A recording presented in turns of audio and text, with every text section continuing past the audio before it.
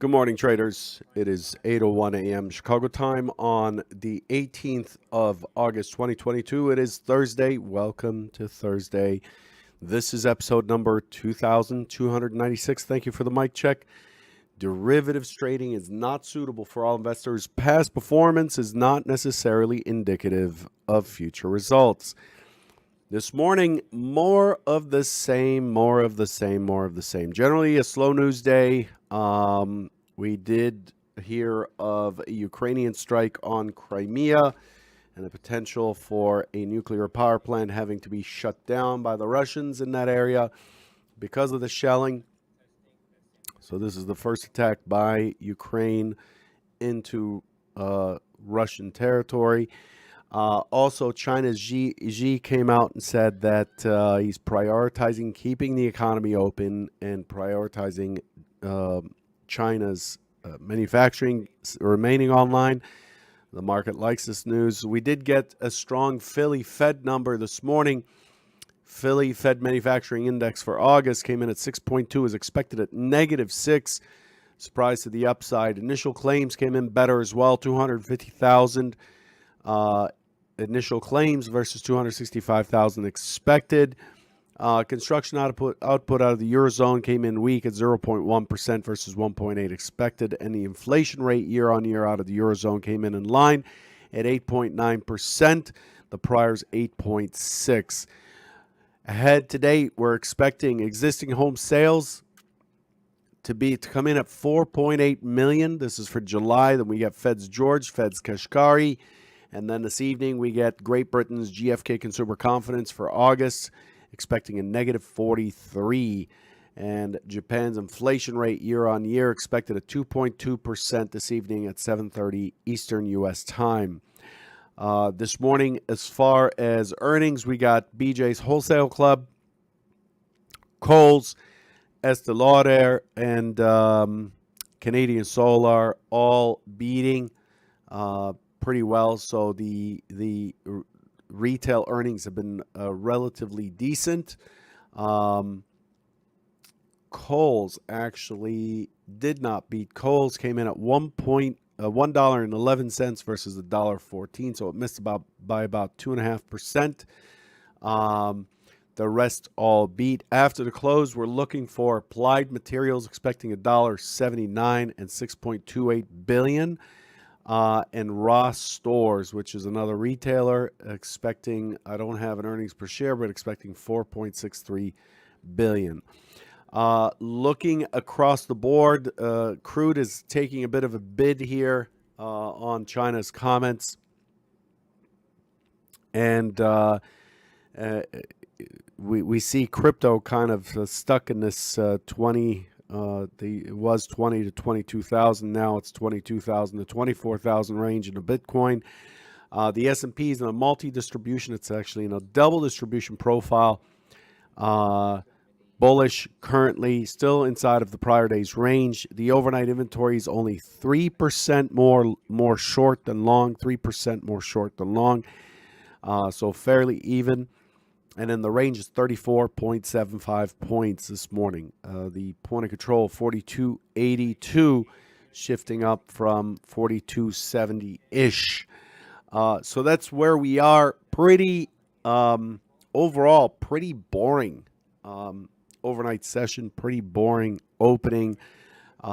The S&P is pretty much unchanged. We're well within one rotation from yesterday's settlement. Same in the Dow, same in the NASDAQ, same in the Russell and the Euro stocks.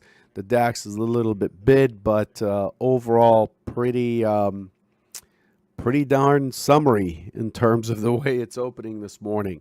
Here's what was expected yesterday. In our discussion, the key number, the key dividing line was the 83.84. The primary scenarios to come up is the expectation that we would come up to the 83.84 area, drop off, and then we're looking for a test of 65, a test of the 65.66, the overnight low, and then the potential of working itself down into down here the 56. 56 and the 50 area, and then ultimately down into the 35.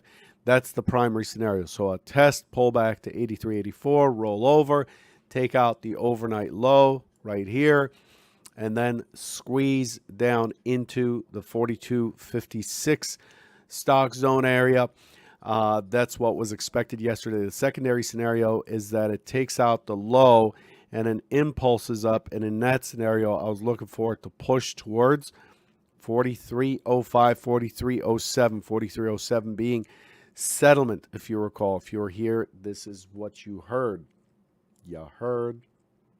So let's get rid of that. Let's take a look at what it actually did. Hola, everybody. So here's just a recap of yesterday. So if you recall what I just covered here in terms of what was expected, and let's just go over what it actually did, what it is. White. Sorry, I have to mess around with this color thing. So we open, where do we go? We go right into that 40, 83, 84 area, pull right back to the open. The open is relatively bullish yesterday. You could see that the low on the open is just a couple ticks below the opening print being 69 and a quarter. The low is 68.75. Relatively bullish, comes all the way back to the open, which is surprising in that it goes all the way back to the opening, to the opening print, and then it pushes all the way back up. We get to 85. Remember, 83, 84 was the key initial test and the primary scenario before we were expecting it to roll over and then do what? Tag the 66, the overnight low right here at 66, if you recall. That would be a key target at 66, and then start pushing towards 55, 56. It was a 56 yesterday. Push into 56. So that's basically what it did. So this is scenario one. Scenario one, of course, was expecting it to continue down into 35. Couldn't do that. Moved right back up. Pulls back to the RTH mid from above and then starts pushing the other way. So we've broken the IB low. Now we've broken the IB high by a couple ticks, pull back to the middle, and then squeeze. Did not like the trade in the afternoon. Again, feeling like the trade is very labored. Like it really has a hard time holding on to new lows. Every time it makes a new low, we have tons and tons of participation, lots and lots of bubbles. I posted an image to that effect yesterday in the Convergent Trading Maven's channel, showing that, you know, every time it makes a low, there's just an awful lot of heavy trading that occurs on both sides, giving it support on the creation of those lows. And as a result, it just seems like the trade is very much an outside-in trade. Yes, we do have a trend that's very bizarre. I'm not seeing all of the... I'm not seeing the kind of follow-through. We're not getting much follow-through, and it's really showing that every time the market reaches an extreme, the opposite side is activated. Again, very much behaving like an outside-in type market in this environment. So to me, it doesn't make for a good impulse continuation trade setups. The setups for the outside in are a little bit tricky. I'm finding that it tends to push just beyond my stop, which currently is at something like 3.75 points, something like that, before it rolls over. So I'm having to be a little bit more patient and take wider prices on those outside in trades. So if I feel like it's likely to pull back to say the 95, I'm not going to stock the 95. I'm going to look for it to push through the 95 and then hit the 95 on the way down as it fails, waiting for that failure to happen, which means that we're taking price risk, meaning that our entry is now farther away from structural, from the price action, which is not ideal. I'd rather take information risk any day. So that's where we stand. Yesterday, pretty a neutral normal day. We finished right in the middle. Really a very indecisive market. If we look at the TPO chart at this point, we got what was expected. We have higher TPOs. We have a gap down here. We have higher TPO lows, higher lows, higher lows, higher lows. And as expected yesterday, we ended the one-time framing up on the daily, and now we're in neutral territory. This looks like it's rolling over, but it could easily put in a higher low, higher high today and continue back up to 43.30. So we need to see what's what. Once today is done, though, depending on where it lands, then I'm going to start moving to push these profiles together to look at the overall picture, especially if it starts to pull lower. I would want to see what's up. So here's the composite of everything that's taken place from August 11th onwards when we broke out. And, well, let's not leave this guy alone out here. Let's just merge this guy as well. So here's the price action. The price action currently is 42.81. We do have a TPO a composite there at 42.93. The low is 42.92. And so we're trading in between these two prongs. This is, let me make sure this is correct.